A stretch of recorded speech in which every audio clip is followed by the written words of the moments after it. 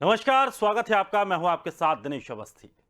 राष्ट्रवादी Congress party के अध्यक्ष शरद पवार ने कांग्रेस की तुलना सब कुछ गंवा चुके एक जमींदार से विपक्ष कर दी है।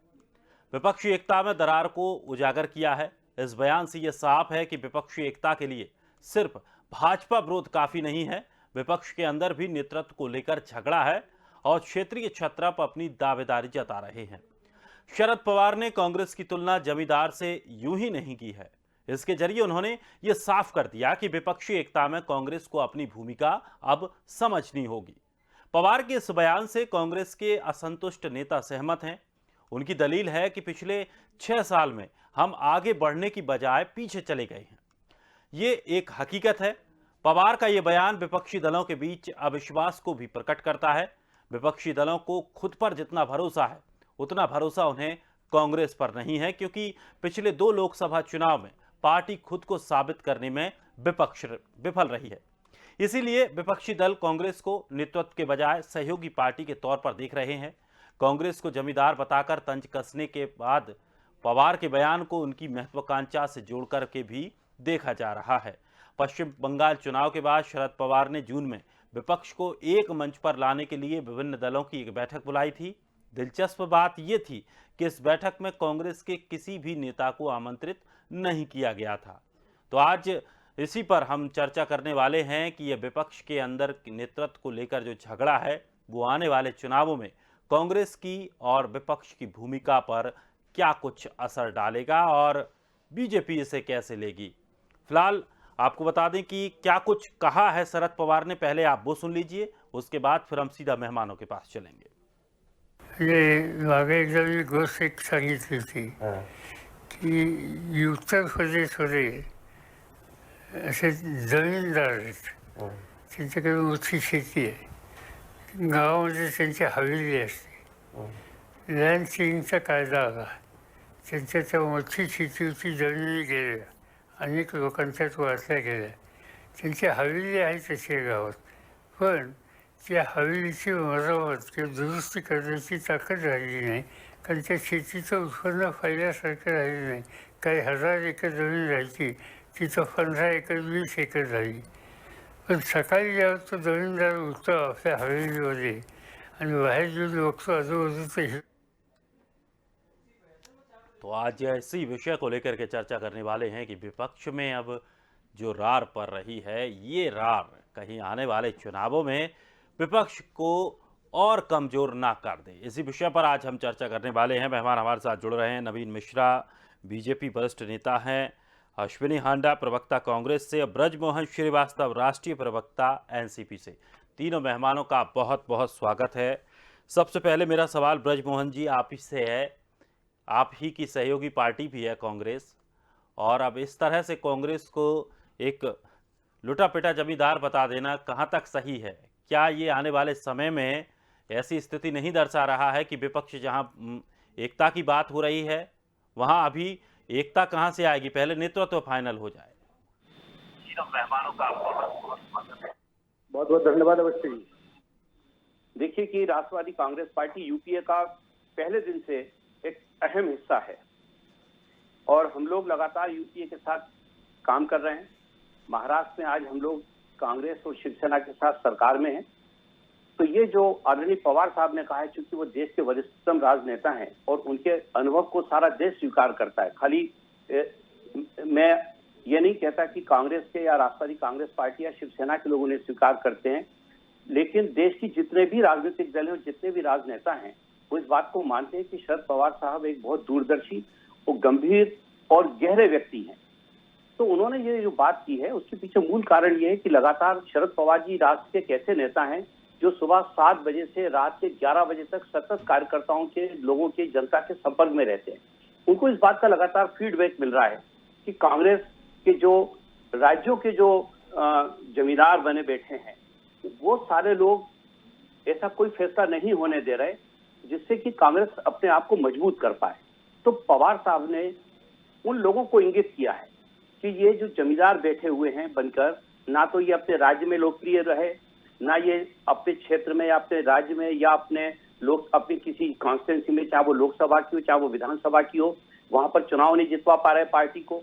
ना ही उनका जनता से सीधा वास्ता है और ना ही वो कार्यकर्ताओं से संपर्क बना के रखे हुए हैं। और आने वाले दिनों में चूंकि संघर्ष हम लोगों का भारतीय जनता पार्टी एनडीए से होना है, तो एनडीए जैसी जो भारतीय जनता पार्टी आज चूंकि सत्ता में है और शक्तिशाली राजनीतिक दल है, यदि उनसे हमको टक्कर लेना है तो हमको अपनी रणनीति तो बनाना ही होगी। और उसमें जो हमारे अपने घर की कमियां हैं, यदि उसके बारे में चर्चा नहीं होगी, अगर उसके बारे में नहीं बताया जाएगा तो फिर बात कैसे बनेगी। तो पवार साहब का ये कहने के पीछे पूरा सकारात्मक सोच है, ना ही इससे किसी प्रकार की रार पैदा हो रही है, ना इससे किसी प्रकार का कोई विघटन होने वाला है, ना हम लोग कोई यूपीए से बाहर जा रहे हैं। तो इसके पीछे सीधी सीधी जो रणनीति है वो ये है कि हम लोग पहले अपने घर को ठीक करें, हमारे घर की जो कमियां हैं उनको यदि हम दुरुस्त कर लेते हैं तब जाकर हमको भारतीय जनता पार्टी या एनडीए से राजनीतिक टक्कर लेना आसान होगा, ये उन्होंने बोला है। तो मतलब शरद पवार का साफ तौर पर यह कहना है कि कांग्रेस अभी नेतृत्व लायक नहीं बची है। नहीं, उन्होंने ये नहीं कहा। कांग्रेस के नेतृत्व को तो कोई अस्वीकार नहीं कर सकता। जिस राजनीतिक दल को 2019 के चुनाव में देश ने 12 करोड़ वोट दिए हों लोकसभा के चुनाव में, तो उनकी राजनीतिक शक्ति को तो कम नहीं किया जा सकता। मूल मुद्दा यह है कि जो उनके राज्यों के जो नेतृत्व है, राज्यों का नेतृत्व उतना प्रभावशाली तरीके से काम नहीं कर पा रहा है जितनी की जरूरत आज भारतीय जनता पार्टी से हमको टक्कर लेने के लिए चाहिए। यह है उनका इशारा, ये उन्होंने कहा है और इसको इसी परिप्रेक्ष्य में आपको देखना पड़ेगा। और ये बात भी सच उन्होंने कही है कि पहले कांग्रेस कश्मीर से कन्याकुमारी तक एक ताकतवर राज्य था। एक स्थिति वो भी थी कि हिंदुस्तान के हर राज्य में कांग्रेस का मुख्यमंत्री था, लेकिन आज वो स्थिति नहीं है। आज खाली 3 ही राज्यों में कांग्रेस मुख्यमंत्री है, कांग्रेस पार्टी के मुख्यमंत्री है। 11 राज्यों में हम लोग कांग्रेस पार्टी कहीं ना कहीं जो वहां की रूलिंग पार्टी उसके साथ सहयोग दे रही है। तो कांग्रेस की स्थिति को और मजबूत करने के लिए यदि बात की जाती है तो मैं सोचता हूं कि उसका हक आदरणीय शरद पवार जी को है, क्योंकि हम लोग इफेक्टेड पार्टी हैं। हम उसी नाव में सवार हैं जिसमें कि कांग्रेस भी है, जिसमें हम लोग भी हैं। यदि हमको कोई कमी दिखती है, यदि हम नहीं बताएंगे तो फिर कल को अगर कोई नुकसान होता है तो फिर हमेशा इस बात का अफसोस रहेगा कि समय पर इस बात को क्यों नहीं सचेत किया गया और क्यों नहीं फैसला लिया गया। चलिए ब्रजमोहन जी, कम से कम एक चीज तो फिर साफ है कि अगर राज्य नेतृत्व सही से नहीं कर पा रहे हैं, राज्य में जो कांग्रेस के लोग हैं वो नेतृत्व सही से नहीं कर पा रहे हैं, तो आला कमान भी इस घेरे में आता है कि आखिर आला कमान क्यों कदम नहीं उठा पा रहा, क्यों उन लोगों को हटाना जरूरी नहीं समझता। इंगित किया गया है, आला कमान के तक ये बात पहुंचाई गई है कि अभी मौका है इन सारी चीजों को अपन ठीक करें, जिससे कि आने वाले दिनों में हम सामूहिक रूप से एक नेतृत्व पैदा कर भारतीय जनता पार्टी से टक्कर ले पाए।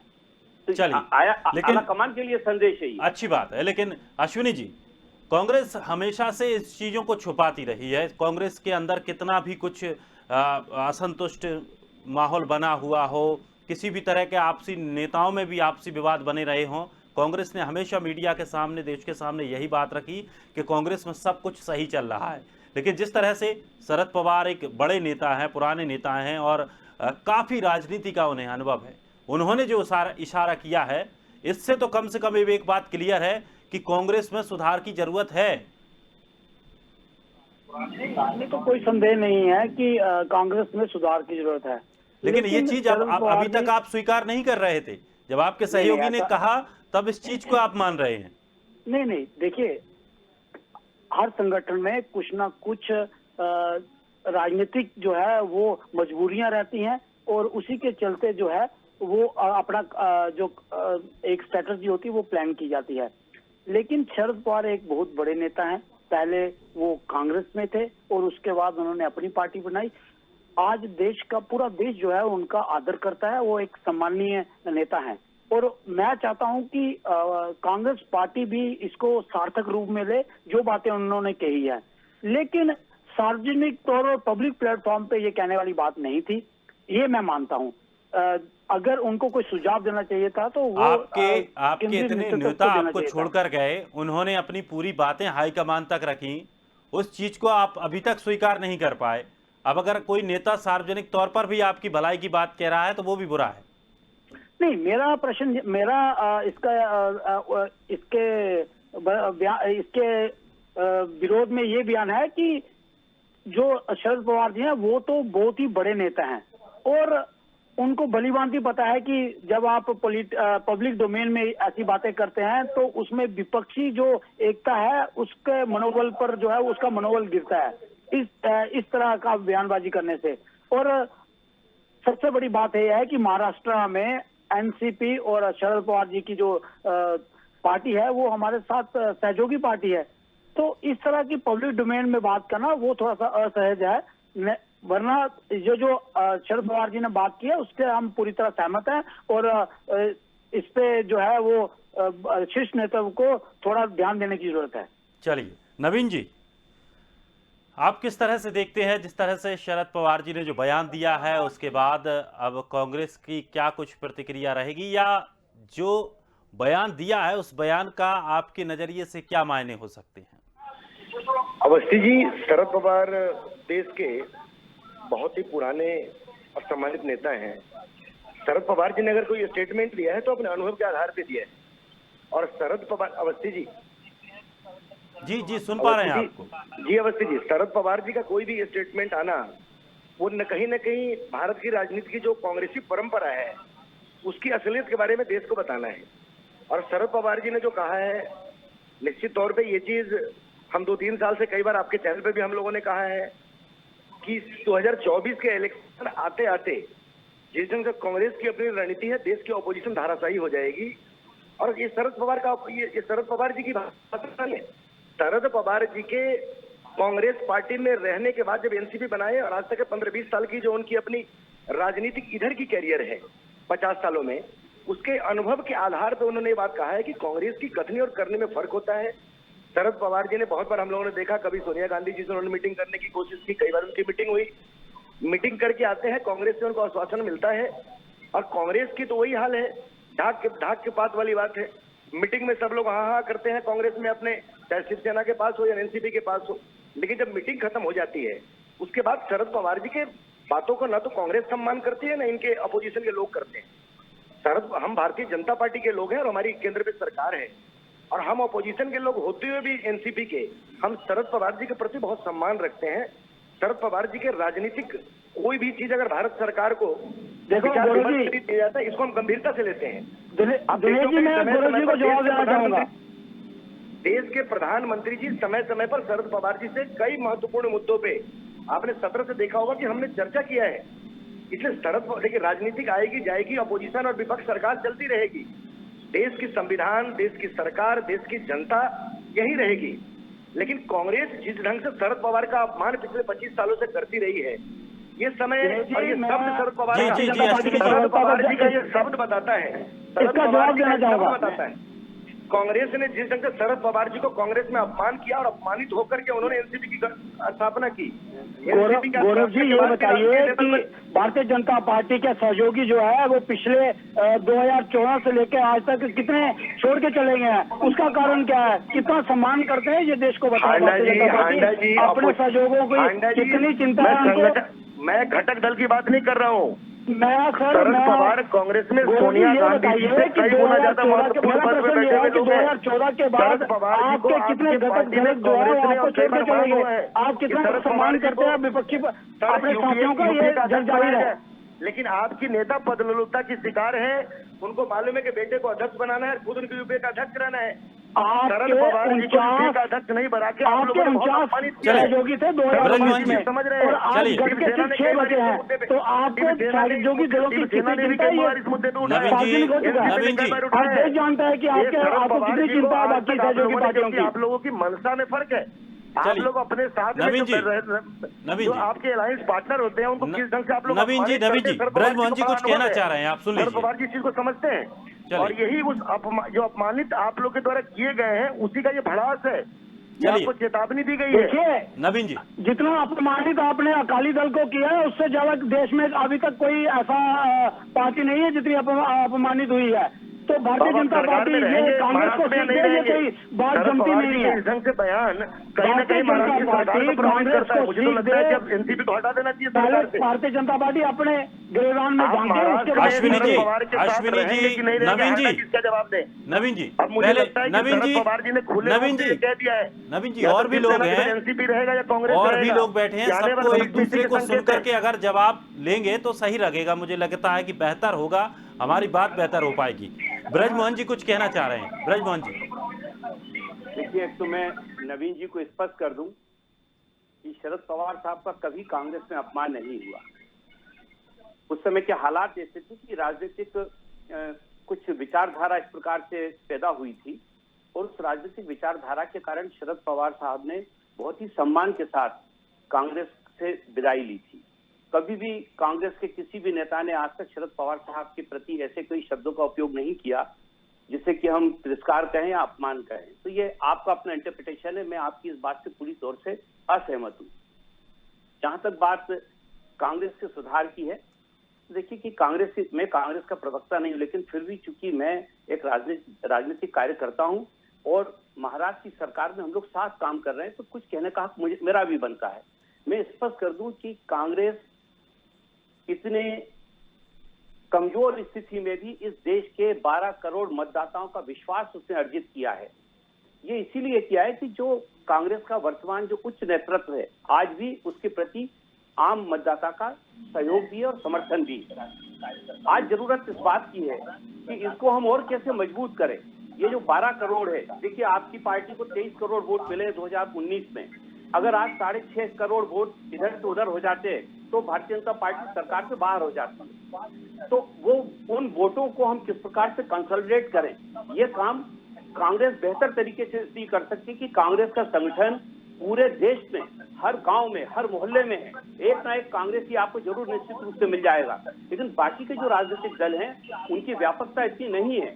तो यदि आज कांग्रेस को हम लोग सलाह देना चाहते हैं तो इसलिए देना चाहते हैं, आदरणीय शरद पवार साहब ने जो कहा है वो इसलिए कहा है कि कांग्रेस अपने आप को उस जगह पर रखकर अगर मजबूती की शुरुआत करेगी तो भारतीय जनता पार्टी को टक्कर देना ही नहीं, भारतीय जनता पार्टी को सरकार से बाहर करना हम लोगों के लिए आसान हो जाएगा। दूसरी बात मैं आपसे कहना चाहता हूं कि कांग्रेस, आप विपक्ष की तरफ ना देखने की जगह अगर आप अपनी तरफ देखें तो शायद ज्यादा बेहतर होगा।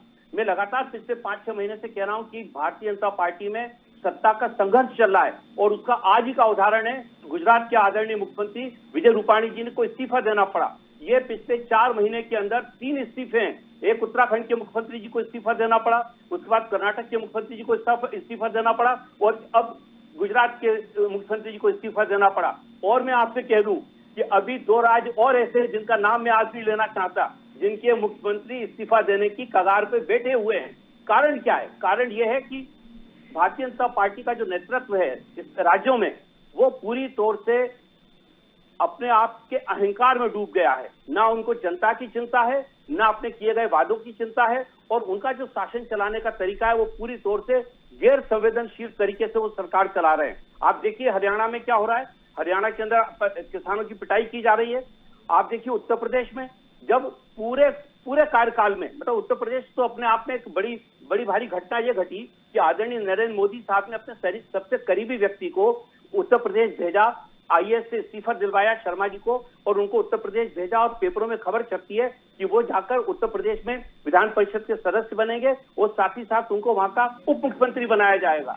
आदरणीय मोदी जी ने क्या कहा, अल्टीमेटली उनको कोई पद नहीं दिया और उनको संगठन में 18वें नंबर का उपाध्यक्ष बनाया गया। तो ये भारतीय जनता पार्टी में जो अभी टूट फूट चल रही है, भारतीय जनता पार्टी में जो सत्ता का संघर्ष चल रहा है, ये विपक्षी दलों के मुकाबले कई गुना ज्यादा चल रहा है। हम लोग तो अपनी चीजों को बेचकर तय कर लेंगे, नवीन जी आप जवाब चिंता मत दीजिए। करिए, लेकिन आपको आप बताइए कि आखिर रूपाणी जी को क्यों इस्तीफा देना पड़ा? आपके केंद्रीय मंत्रिमंडल से 12 मंत्रियों को क्यों हटाना पड़ा? अगर वो अच्छे मंत्री, वो मंत्री अगर अच्छा काम कर रहे थे तो उनको क्यों हटाया गया? आज तक भारतीय जनता पार्टी ने इस बात को स्पष्ट नहीं किया देश के सामने कि आखिर उन्होंने इस्तीफा क्या दिया था। क्या वो असक्षम लोग थे? क्या उन पे भ्रष्टाचार के आरोप लगे थे? या वो केंद्रीय नेतृत्व के खिलाफ कोई बगावत करने की योजना बना रहे थे? आज तक सामने नहीं आया। नवीन जी एक एक चीज जवाब दे दूं आप। जी। एक तो मैं आपको बता दूं भारतीय जनता पार्टी की सरकार 14 में नरेंद्र मोदी जी के नेतृत्व में आई है और उसमें शरद पवार जो है या कांग्रेस की सोनिया गांधी जी हो या दूसरे पॉलिटिकल पार्टी के लोग हों, इन लोगों को खुली क्या कि 1 रुपया का भ्रष्टाचार का कोई आप हमारे ऊपर लगा दें। जब जब अपोजिशन ने कोशिश किया है, उल्टे मुंह या तो कोर्ट में पड़े हैं या जनता के बीच में आप लोगों को उल्टे मुंह आप लोग गिरे हैं। शरद पवार जी के प्रति हम लोग को इसलिए सम्मान है कि कांग्रेस में आज जितने भी लीडर हैं पूरे देश में, उसे सबसे वरिष्ठ नेता जो है आज कांग्रेस के शरद पवार जी हैं और उसी कांग्रेस से निकल करके उन्होंने एनसीपी बनाई थी। और एनसीपी बनाने के बाद जिस ढंग से जगह जगह बोलने में एक अलग बात है, अगर कांग्रेस में उनका अपमान नहीं होता तो वो महाराष्ट्र से छोड़ के, कांग्रेस छोड़ने के बाद महाराष्ट्र से वो 3 या 4 बार चीफ मिनिस्टर रहे महाराष्ट्र में, और कांग्रेस छोड़ करके वो एनसीपी पार्टी नहीं बनाते।